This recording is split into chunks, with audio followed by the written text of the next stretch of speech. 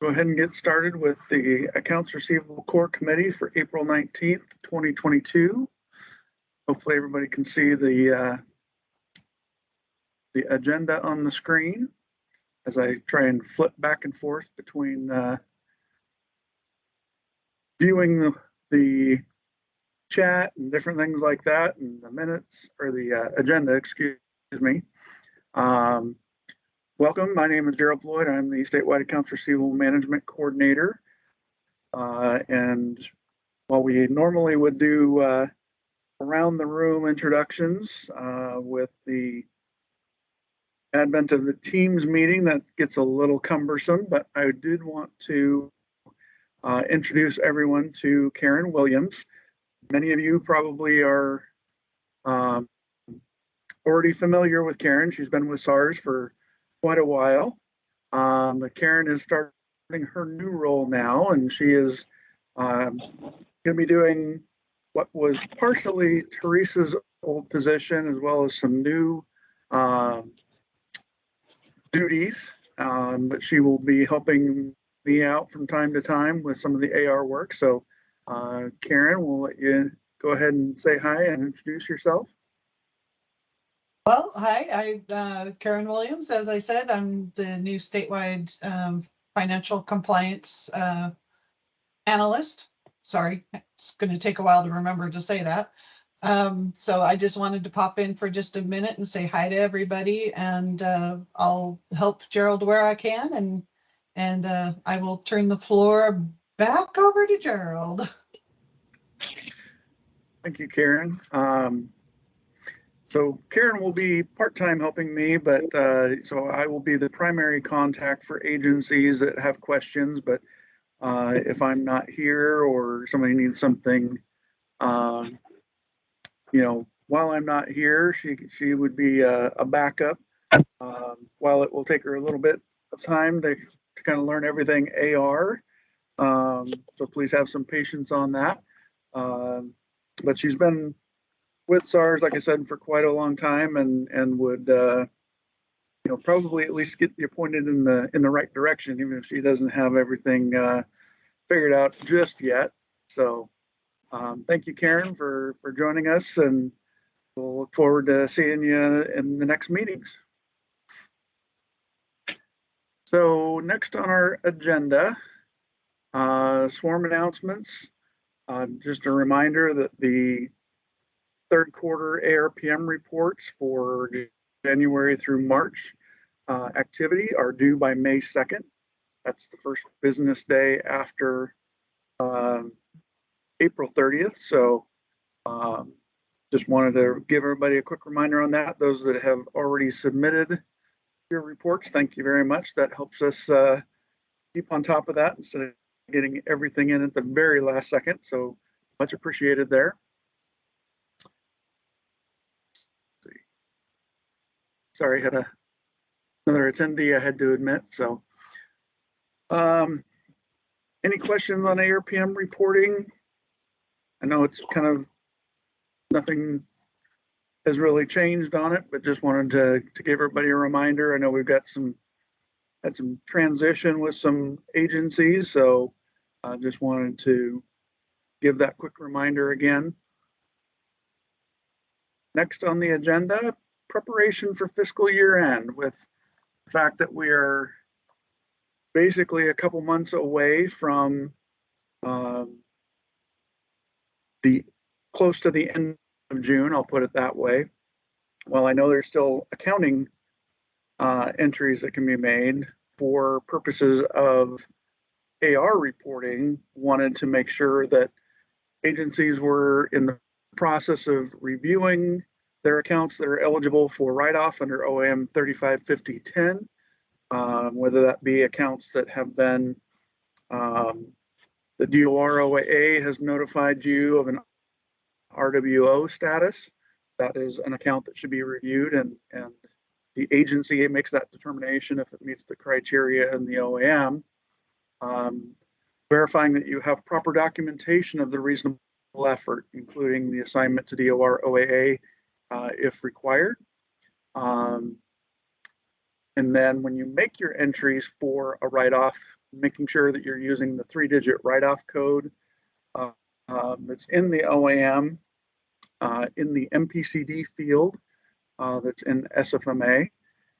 There is a bit of a training that we did in October of 2021 in the ARC meeting. And so there's a link in the agenda that was sent out to the website that has that recording. And so that would be a good opportunity for you to refresh yourself on those write-off procedures.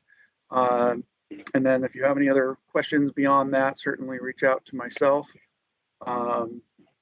And so be happy to answer those questions for you. The next piece for preparation of fiscal year end would be ensuring that accounts that are subject to assignment based on their liquidated date, that those are sent to DOR OAA prior to the end of June. They should be sent within the 90 days as required in the policy, but wanting to make sure that we are not reporting any unnecessary accounts that would be subject to assignment, but are going to be reported as unassigned with no payment for more than 90 days. That's what I like to refer to as the self-shaming statute in ORS 293, that agencies report that data to LFO. So certainly want to encourage you to get those accounts reviewed and make sure that they are sent to DOR with plenty of time so that you can get that reported on your LFO report as compliance with that requirement in the statute. And then lastly, we will be doing the LFO report training virtually again as a recorded content for agencies to use when it comes time to do your LFO reporting. With kind of everything still being in a bit of transition, doing the in-classroom setting is probably, we're not quite there yet. So we will do the recorded content again, and it will be part of your feedback to us that once you've completed the training, that it will be that you have watched that training at the time that you're doing your LFO reporting. And let's see, we had a question in the chat. Will the training be available in August? Yes, it is. We're currently evaluating the training from last year to see if we need to re-record anything, or it may be in fact the same training that we had last year. Not saying you shouldn't watch it, but those of you that did last year, it won't really be anything new. Luckily, we have not had any revisions within the reporting site itself from the Legislative Fiscal Office, so kind of no new terminology or screens to worry about there. So anyways, it will be, we'll send out the information once we've confirmed whether or not we're going to re-record or that it will be the same link that's currently available on the SWARM website. So good question. So that's pretty much all I had. I know I put down 20 minutes. It didn't take near that long, but wanted to kind of remind everybody that that fiscal year end is looming on the horizon, and now is a good time to go through and kind of get through all of those accounts that you would need to so that you're ready by June 30th and you can report that status as of June 30th appropriately. Does anybody have any questions about kind of the fiscal year end, any of the things that we talked about, kind of preparation for LFO, anything like that? Be happy to answer those questions at this time.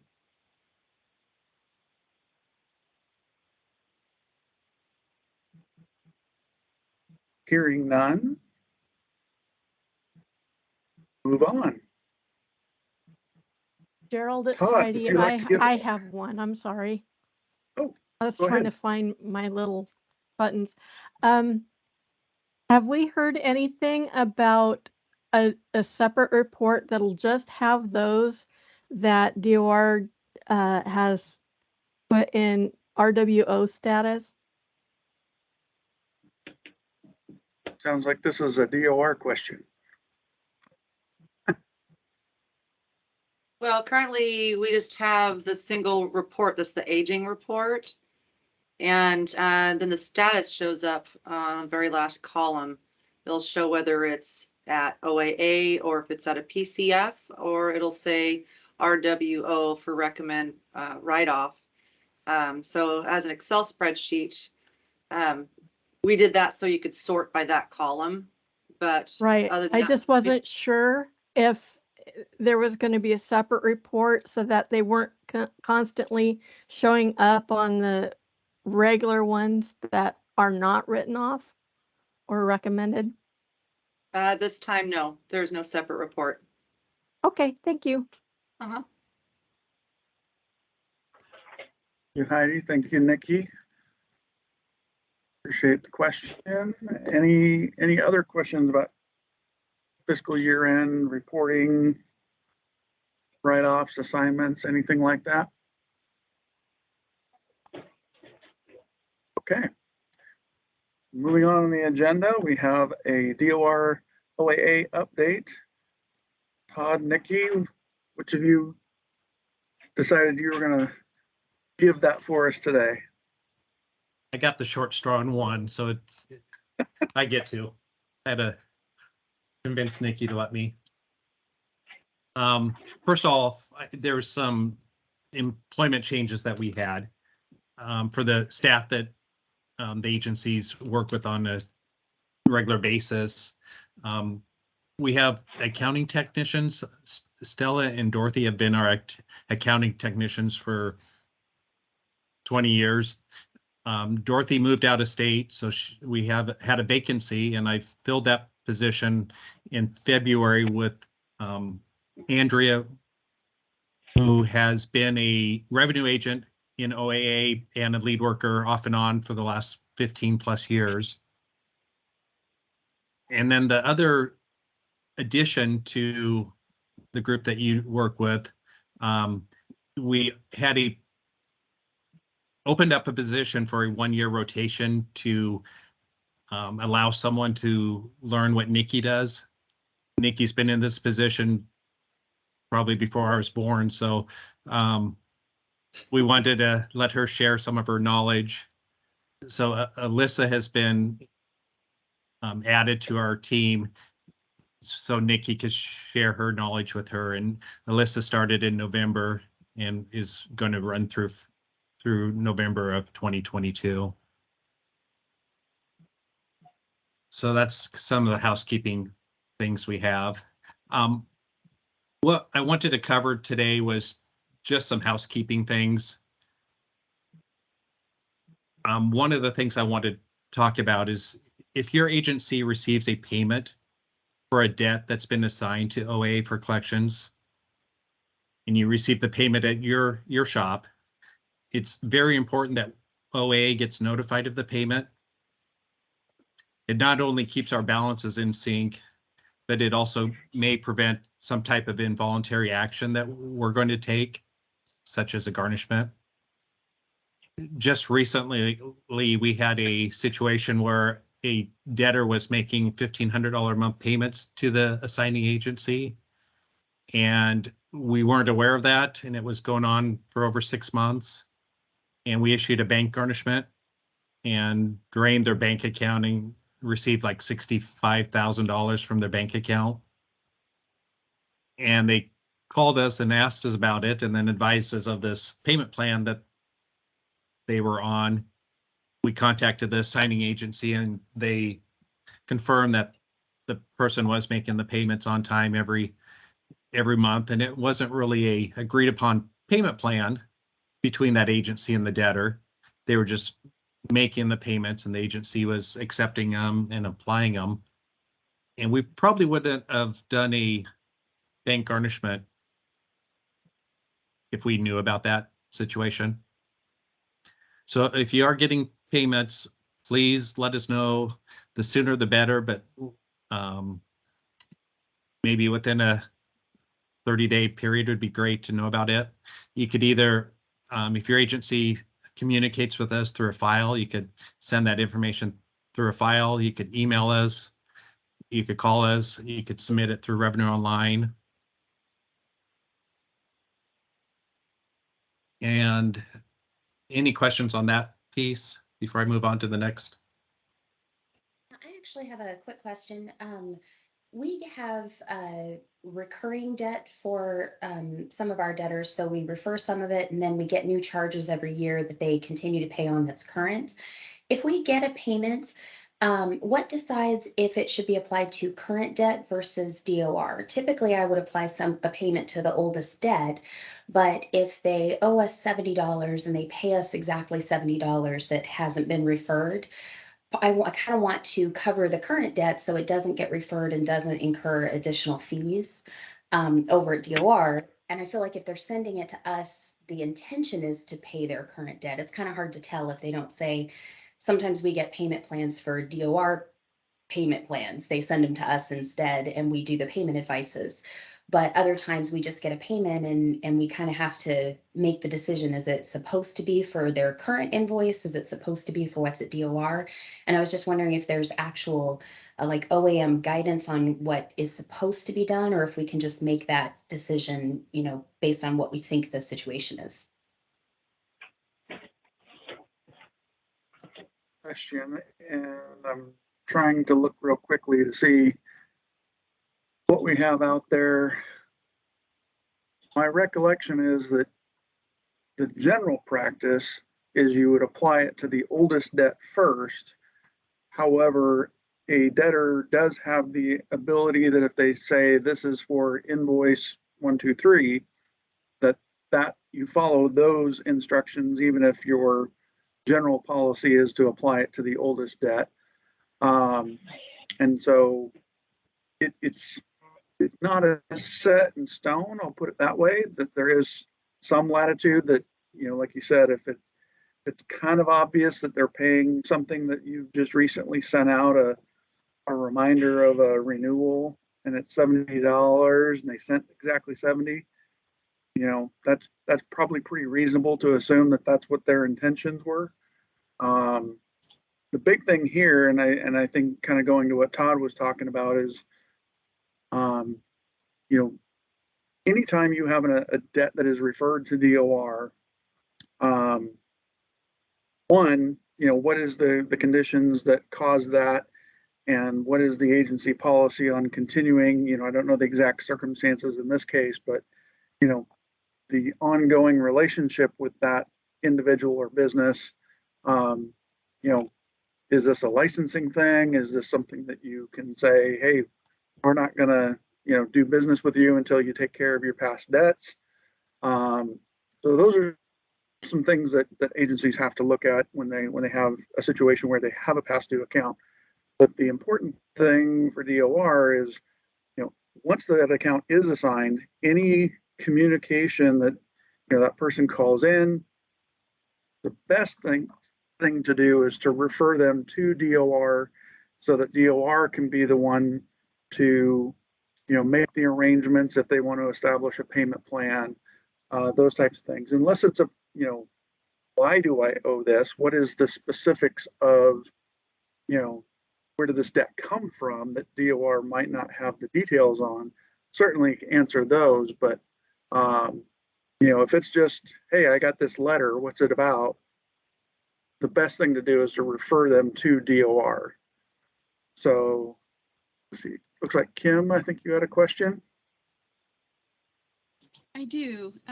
It's not really a question. It's so we will receive so typically most of our accounts that go to DOR are for a $300 invoice that hasn't been paid. We submit it to DOR for collection. Within a couple of weeks after it's been turned over to DOR, we'll receive a $300 payment in the office. So we turn around within the next day or two and we do a payment advice through the Revenue Online. And then we go ahead and process the check right here in the office. But what I was finding is that the debtor would not, so typically there's it ends up being about $74 balance when you, have the fees. So the debtor and DOR, we weren't getting that $74. The debtor at whatever point just never committed to the additional $74. And so I had a really good conversation. I think it was with Nikki and Stella, trying to figure out what we could do on our end to get that $74. And so DOR, they do reach out to the debtor and let them know they still have a balance. But again, I just wasn't seeing that come into the office and being collected. So when I talked to Nikki and Stella, our agency, when we receive an in-house payment, we put a letter out to the debtor and we let them know that we received the payment.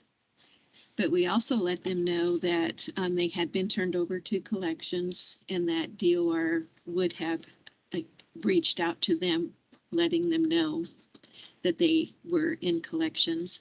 And I let them know that their debt has not been satisfied because there were collection fees assigned to the account that they are still responsible for. And I give them the contact number for DOR to reach out to them and find out what the remaining balance is to satisfy the debt. That's exactly what you should be doing.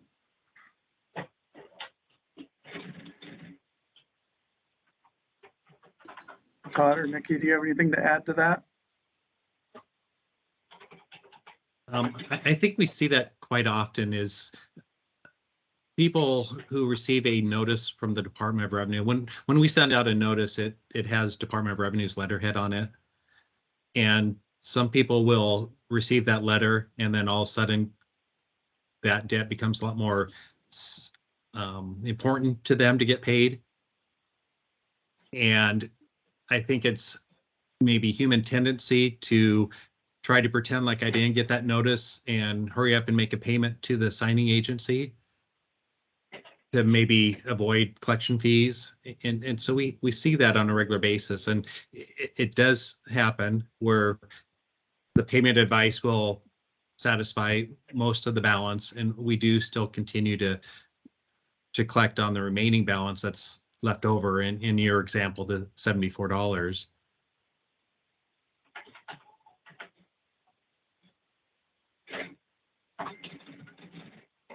So Monique also posted a question in the chat. She said, what if it's, I'm assuming a payment is found, a school returning a scholarship funds to HEC for a student? So I'm guessing that this is a case where there's a debt owed by the student and now a school is sending funds to HEC. Is that am I understanding that correctly, Monique? It's when we send scholarships for students to a school and then the student doesn't use all of their money that they were awarded, and so then the school sends the money back to us. And then when we get the money back, what if that school happens to have a garnishment attached to it?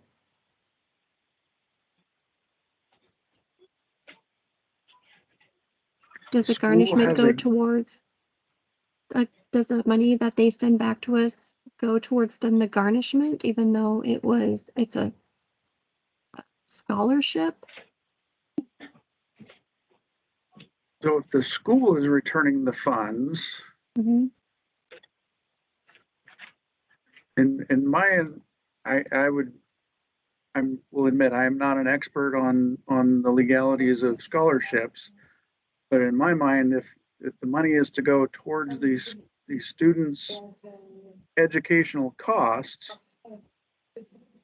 any funds that are returned are going back into the pool for eligible scholarships in general. They don't become an asset of the individual to whom they were going to be applied. So I don't know that the garnishment would be applicable. I mean, unless the portion of the scholarship is related to, like meals or lodging or something like that that would go to the individual to pay those kind of costs.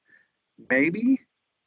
Okay. Again, I'm not an expert when it comes to the process of the scholarships to know Mhm. what that situation would be. Okay, I just wanted to make sure that I was in the clear.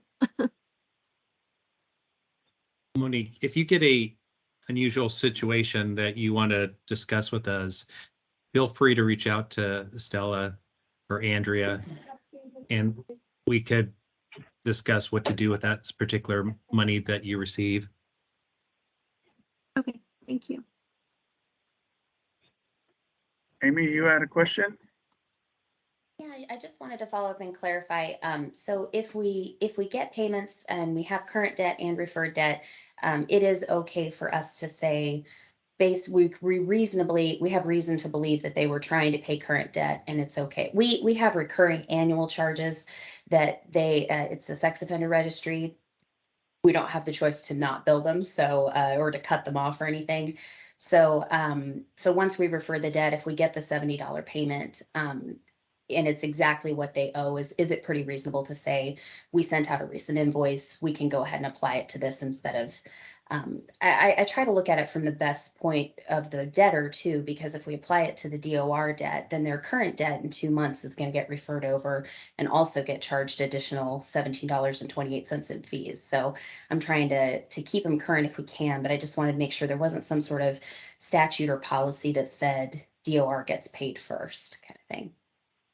No, and like I said, if you could reasonably identify this is related to the new charge, I think that is perfectly acceptable to do. I think what Todd and I are referring to is probably more of that case where there's a $500 debt and just out of the blue somebody pays $50. Well, am I applying it to this $200 new debt, or is it going against the $300 old debt? I can't tell from it. Then the practice would be to apply it to the oldest account first. So, that's the kind of scenario where you would then notify DOR, hey, I received this $50 on this $300 account that has been assigned to you. That's the piece where Todd needs to know that so that they can keep those balances in check. And then it'll come through on the payment advice report for you to see that was then applied against that particular account. But Awesome. That's very helpful. Thank you so much. Thanks. Enter the last 4 digits of the primary cardholder's social security number and press the pound sign. I have one more piece of information I'd like to pass on. And this is for unrestricted debts. After your agency has worked the payment report and applied payments that OAA have received for that debt, and you discover that there's an overpayment for the debt, we would like you to notify us and we could issue the refund. By us doing that, that will reverse off the collection fee for that portion that we're refunding. That money that we're refunding to the debtor may offset to another debt from another agency that's assigned debt to that same person. And it's also important if it's a garnishment that Department of Revenue does the refund instead of your own agency.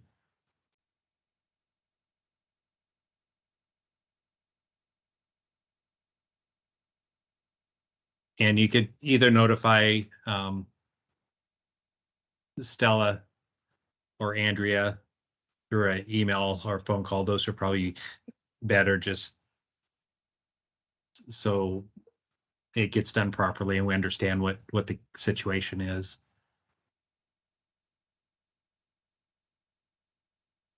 And that's all I had. any other questions for Todd, DOR OAA related? Okay, hearing none. Move on. Thank you, Todd, for that. It's always good to have those kind of reminders, sometimes, especially with, I know the last few years, there's been a lot of turnover, and some new folks may not know all those nuances of what happens, like you said, when there's an overpayment and the agency says, oh, I've got too much money. So that's a good reminder that to always keep DOR in the loop when that is related to an account that's been at DOR. Okay, so moving on in the agenda.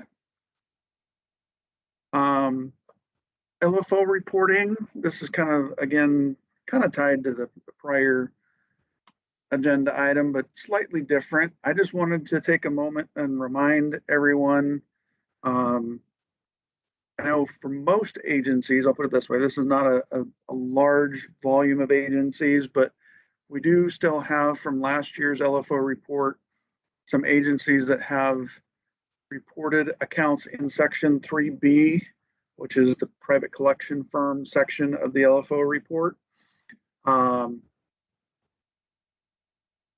That should only be accounts that were assigned pre-centralization. This is not for accounts that DOR has forwarded to a PCF on behalf of the agency.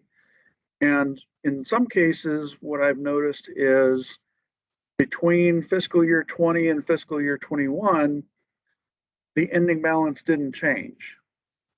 Well, the idea was for accounts that were assigned pre-centralization, once your price agreement expired, or your purchase order, I should say, those accounts would get sent back to you, the agency, and then you determine whether or not they qualify for write-off or whether you're going to send them back to DOR.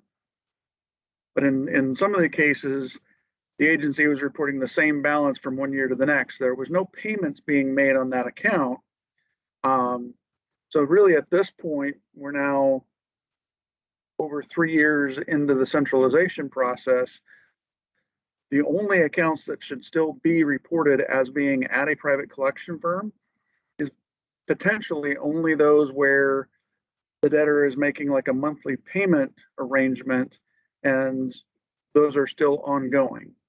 The account has not had a payment in the last 12 months. That account needs to be canceled by the PCF back to the agency and then follow the process of determining whether it qualifies for write-off or what you're going to do with it. But we kind of need to start making sure that we're whittling down those accounts that are still out there from over 3 years ago. If there's not an active payment arrangement being made, reach out to those collection agencies and say, hey, send them back to us. The PCF at this point is probably not going to, look to do that as much as they were when you actually had an active purchase order with them. So you may kind of have to take the initiative to make sure that that's getting done. So, just wanted to remind everybody that, if you had accounts that were reported in section 3B last year, look at those accounts and figure out what's the status of them, and reach out to the collection agency that has those and kind of come to some resolution about what needs to happen with them, with that vendor, so that you can get that done before the fiscal year end for FY22, so that you can then report them on this year's LFO report in a different status. So any questions on that? And again, it's most agencies have kind of already converted everything after the centralization, but there's still a few lingering ones out there. So I just wanted to remind everybody.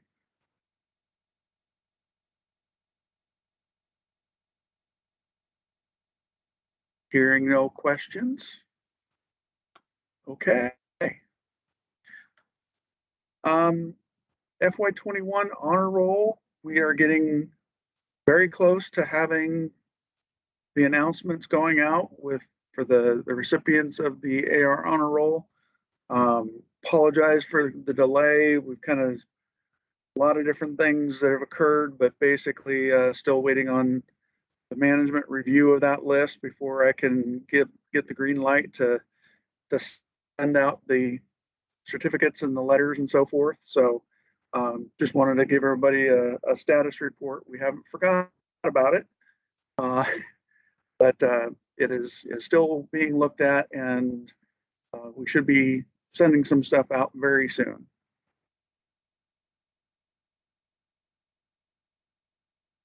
Lastly, this is, I kind of wanted, it's kind of goes hand in hand with roundtable a little bit, but, the last almost 2 years, obviously with COVID, Teresa and I were sort of pulling double duty a bit. We were both working on the Coronavirus Relief Fund, and then most recently, some of the American Rescue Plan federal grants. Those are now kind of going away, closing out, maybe is a better term. And the American Rescue Plan, they now have a team of folks that are going to be managing those grants and funds going forward. So I'm able to devote a little bit more full time back to the accounts receivable efforts. And so felt that this was a good opportunity, sort of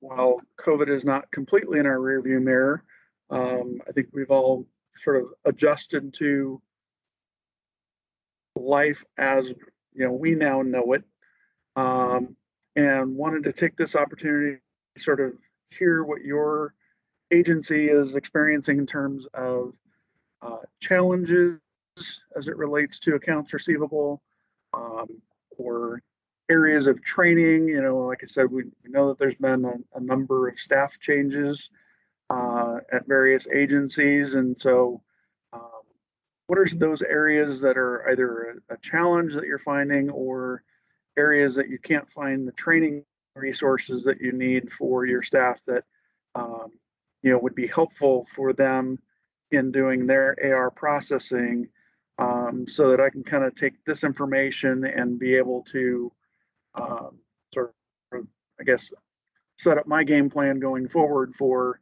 how to address those topics and challenges and meet those training needs. So let's see. I think Kim, you had your hand up. I do.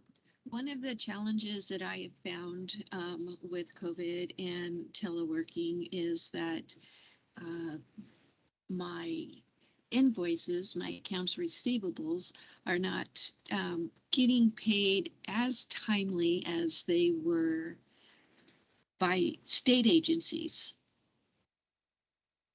There seems to be a much longer gap in between when they receive the invoice from our agency and when I get payment. And I seem to be having to send a lot more reminders. And unfortunately, like I say, the biggest culprits are other state agencies.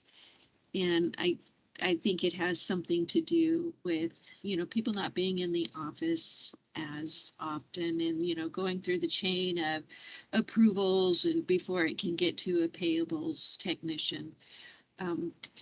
So I guess maybe it would be nice if somehow or another a really super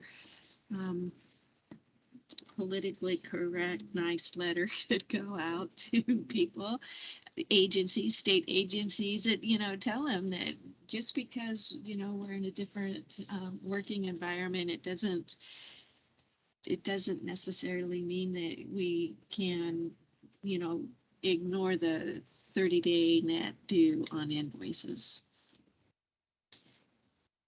And that is a very good point. I appreciate you bringing that up. And I know we have an OAM on interagency receivables and the whole escalation process. But I think what you're talking about is sort of just a reminder to agencies that their fiscal responsibility to pay an invoice, unless there is a dispute, and in which even if a portion of the invoice is in dispute, the non-disputed portion is to be paid. I want to say it's within the 45 days. I'd have to go find the particular policy on that, but yeah, that is a topic for a payables piece. I will make note of that and talk that over with Rob and George and see kind of what the best way of reminding agencies about their fiscal side from a payables perspective, and their responsibility to pay timely. So I will add that to my list of things to talk over with them. Thank you.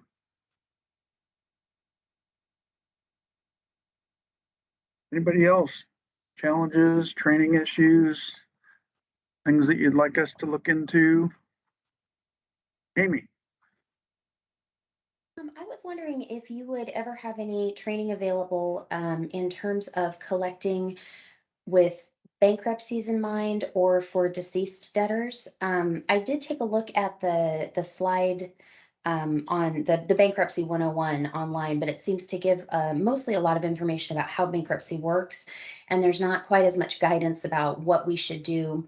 The two specific questions that I had are, when we get accounts kicked back to us from DOR because there's an open bankruptcy, I was wondering if that's considered an official notification. Are we supposed to cease collection efforts at that time? Or is it just they queried and they happen to know there was a bankruptcy, so they just don't want to touch it, which I totally understand. And then my second question is, if it is kicked back because there's an open bankruptcy, we invoice annually. And so are we not allowed to invoice new debt? Because the slideshow says you can't collect on any debt at all while it's open. We don't know when it's closed. We don't know how to find out. There's just a lot of stuff that for bankruptcy purposes, it'd be really nice to have a training that really takes us through. Here's what you're allowed to do. Here's what you're not allowed to do. Here are the resources you can go to find out if it's been discharged. Just a lot of stuff like that. And then deceased debtors as well. If we can collect from an estate, how would we go about doing that? I will add that to the list. I do know that, both of those, there are obviously other legal things outside of even state statutes specifically that you have to follow. Bankruptcy being a federal law, but ultimately, yes, I will work on ways to provide additional resources for what to do when those situations come up. I can't answer the one question that you had about new charges. Once they file a bankruptcy, that bankruptcy only covers debts that were incurred prior to the date of filing. So really the key is when did the obligation occur? It's not necessarily the date that you created the invoice, but I'm going to use an example of like Water Resources and their well department. If the need to charge for a well drilling permit was issued and then they filed bankruptcy and then they get the notice to create the invoice for the charge, the liability or the action that caused the debt was actually initiated prior to the filing and would be covered by the filing. So it's not just the invoice date, but that's usually where you start is, well, when did I invoice it? And then what was the invoicing for? And so that date of filing becomes sort of that trigger for if this new charge occurred after that date, then it is not subject to the bankruptcy. You may be limited during the period of time about certain things that you can do, and you would potentially, I'm not the full expert on the bankruptcy. That's where DOJ tends to serve as that for agencies, but there can be certain limitations of things that you would notify the bankruptcy court that says, hey, I have this debt, but it was for a liability that occurred after the filing, so that you're sort of giving that trustee a notice that you are going to be continuing to collect on a debt that occurred after the bankruptcy filing. Because if the debtor's lawyer, basically says, hey, this agency is violating the automatic stay, you don't want to be having to answer to that trustee later on as to, well, why were you continuing to collect? It was, you already told them it was for a debt that it was incurred after the filing date. And on that, in terms of the automatic stay, is notification from DOR just in the report for the stats report considered notification of bankruptcy? Because we don't know what it doesn't tell us anything. It just says there's an open bankruptcy. So do we have to count that as we've been notified of a bankruptcy, or is it still on the debtor to reach out to us and say, here's my open bankruptcy, here's the filing information, all of that? Can we continue to collect until we get contact from the debtor, basically? Notification, so this is always a challenge, because when the debtor files, they are to list essentially all of their creditors, but that doesn't always mean that they get a complete list, or they might list the state, but they don't list which agency. So if DOR is aware that there is an open bankruptcy, that should be a trigger to you that you would want to at least begin the process of doing further investigation. There is I haven't looked at it in a couple of years, but there was a website called Pacer that if you had an account with them, you could basically do a search within the bankruptcy court. You know, within Pacer, there's lots of different court records. You can search under bankruptcy filings, find the case, and at least get the summary information about when was the case filed and what's its current status. And then that would be something that you could print for your records that would show you what was the date of filing, and be able to have that for determining whether or not this is a new charge after that filing date, or if it's subject to the stay. But until you get that information, it's better to err on the side of caution and to stop, any collection efforts. Because DOR has at least advised you that they are aware of an open bankruptcy. Does that help? Perfect. Yeah, thank you.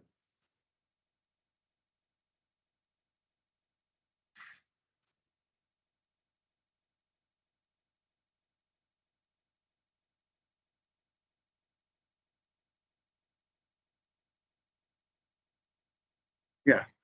Heidi, you just confirmed basically what I had heard previously from DOJ, which is that if the state is listed and one agency has received that information, they consider that the entire state of Oregon agencies have been notified.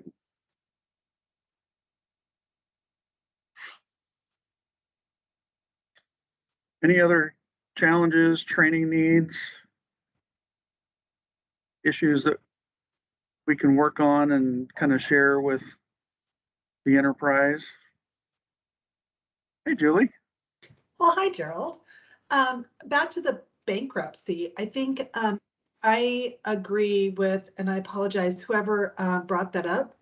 I think it would be really, really helpful. I know that DOR was talking about having some specific activities that they could do for bankruptcy, and also maybe for deceased debtors. I'm also curious about if there are situations in which debt is not allowed to be discharged in bankruptcy, and what those might be for the agencies. We also run into a lot of LLCs, and it would be really interesting to have information on when we can bill an LLC that is no longer in business. When can we bill the officers of the LLC? So if you're kind of thinking about putting together some training, some of those issues would be really helpful to us as an agency as well.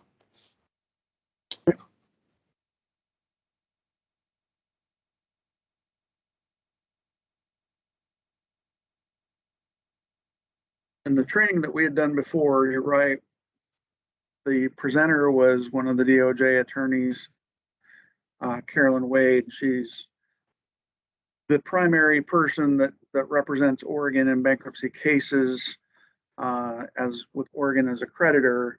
So she has a lot of experience with that, but it was intended to sort of be this 101 type, version of what is bankruptcy, what does the process of bankruptcy look like. And so, it wasn't a what should you as the agency do, but yes, Kim, you're correct. DOJ usually needs to know if you have anything in bankruptcy so they can keep track of each agency's debt owed. If DOJ is representing the state because one agency notified them, but there are other agencies that have debts to the same debtor, they can put all those claims in one. And yes, Julie, there are certain things in bankruptcy that are non-dischargeable.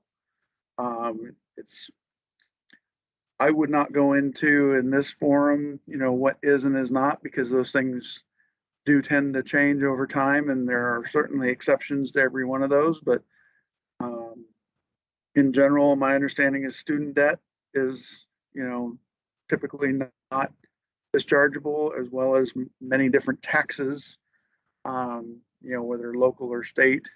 But even those, there are exceptions to that. It kind of just depends on a number of circumstances, but I'm not the expert on what those circumstances are, but I know it's not always a 100% cut and dried.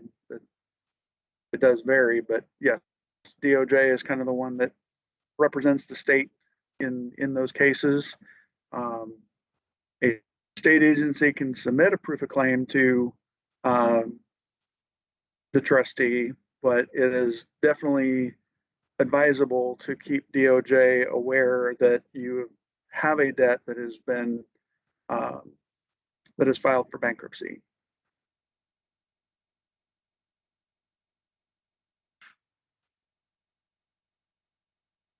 Anybody else? Questions, challenges, training needs?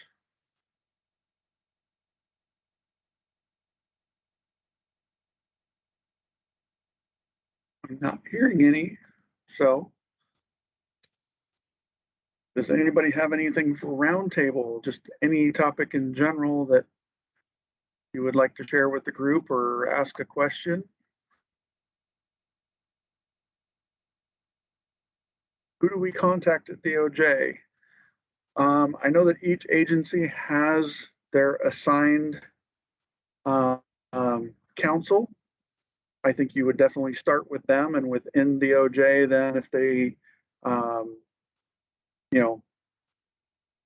would pass that, whether it be to Carolyn Wade, who works those cases within DOJ, but I would definitely start with your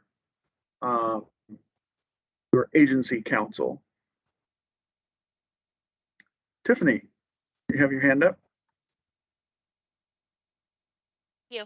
So it's kind of off topic a little bit, but I am curious if anybody is having trouble hiring revenue agents or anybody with collections experience.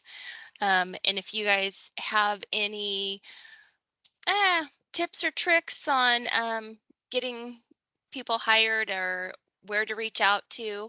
I currently have 2 limited duration RA2 positions open and 1 permanent with an underfill for an RA1 for the permanent one.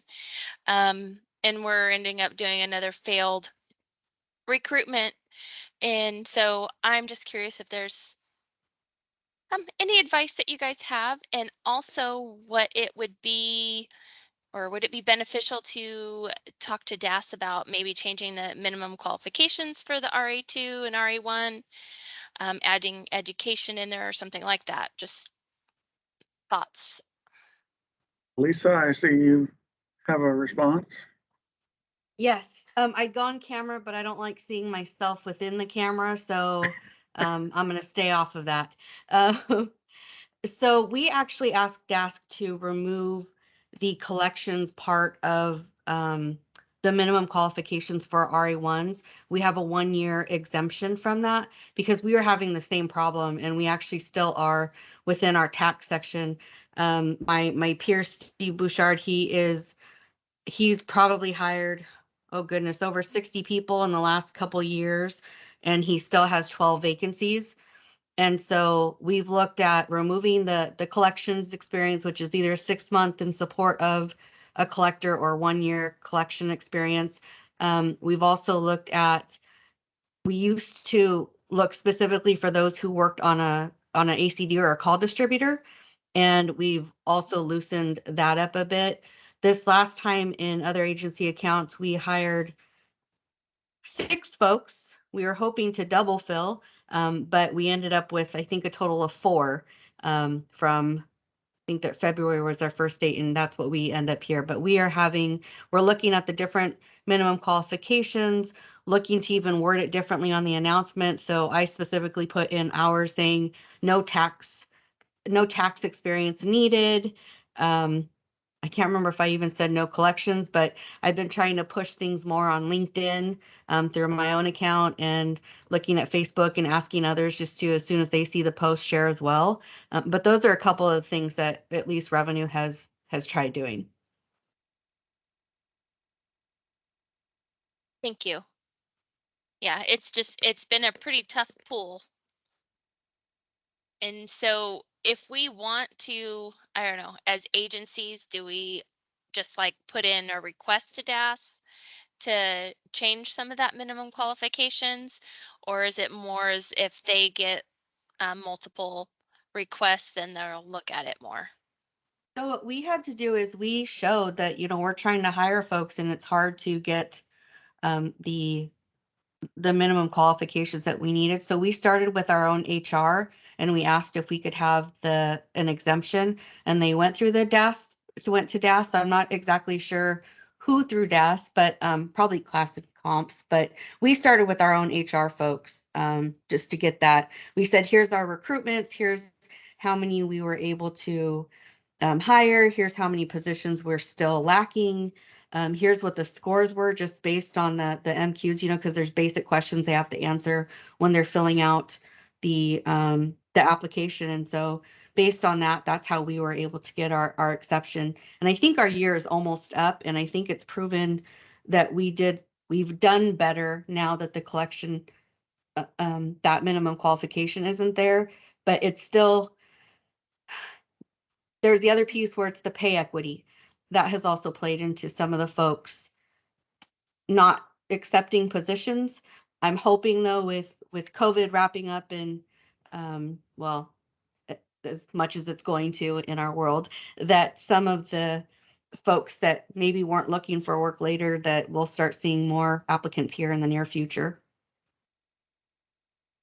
Thank you. And I know that each agency has different CHRO, folks that they work with. I would certainly, start with that person. But if, now that you're aware that DOR has at least been able to process that type of exemption and kind of work with that CHRO person to, what is needed for your agency to,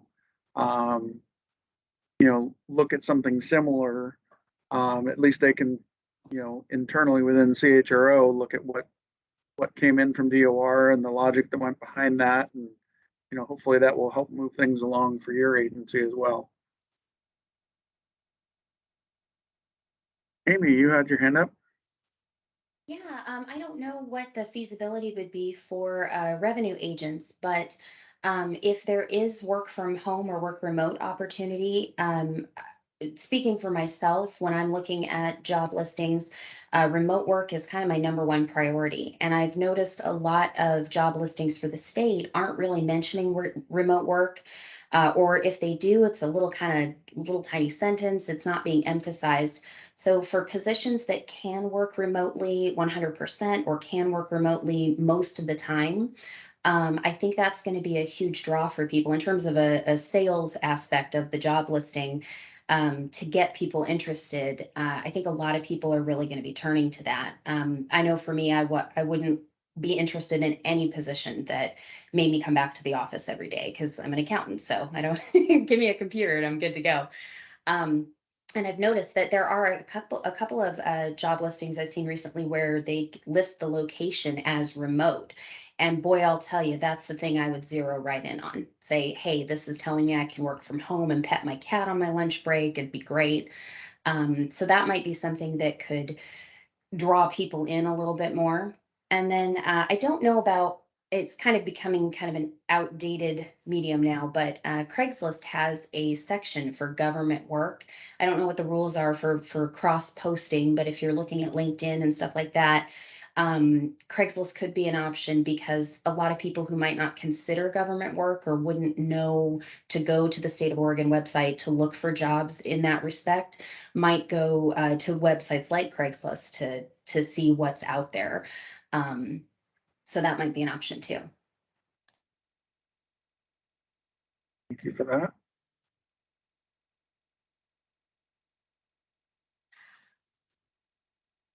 Anything else for roundtable topics that you'd like to share or ask a question?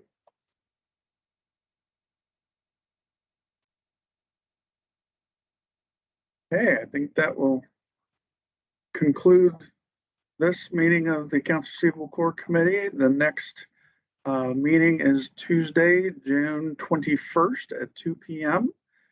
And so until then, work on your preparing for fiscal year end.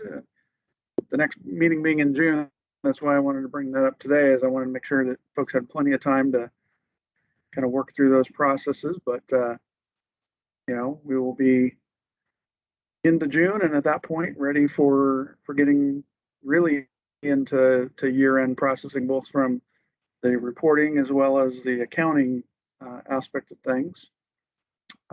So thank you all for your time, and we will see you in June.